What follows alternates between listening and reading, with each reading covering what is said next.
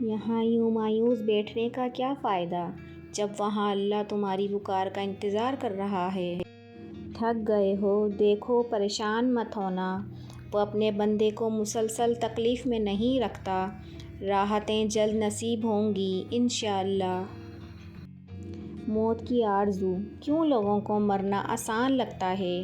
کیا قبر، حشر، حساب کتاب سب مذاق لگتا ہے؟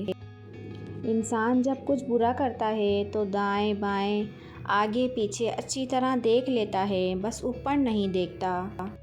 خدا سے دیکھو کتنا ڈر رہا ہوں، تجوری جیب دونوں بھر رہا ہوں، پڑوسی بھوکا ہے تیسرا دن ہے، میں چوتھی بار عمرہ کر رہا ہوں۔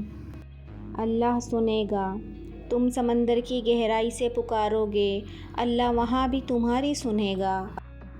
گناہ کے چھوٹا ہونے کی طرف نہ دیکھو، بلکہ یہ دیکھو کہ تم نافرمانی کس کی کر رہے ہو۔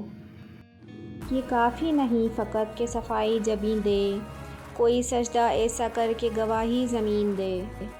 زبان میں ہڈی نہیں ہوتی لیکن یہ ہڈیاں توڑوا دیتی ہے۔ لوگ مجھ سے بھی کہہ دیتے ہیں اکثر دعا کے لیے، دیکھو کس قدر خدا نے میرے عیب چھپا رکھے ہیں۔ اے درد کچھ تو رعایت کر، ہم تو تیرے روز کے گاہک ہیں۔ جب شریک کیا اس نے میری محبت میں کسی اور کو یا رب، تب سمجھ آیا کہ تو شرک معاف کیوں نہیں کرتا۔ اللہ سے رشتہ اتنا مضبوط کرو کہ تمہیں کسی کے سہارے کی طلب ختم ہو جائے۔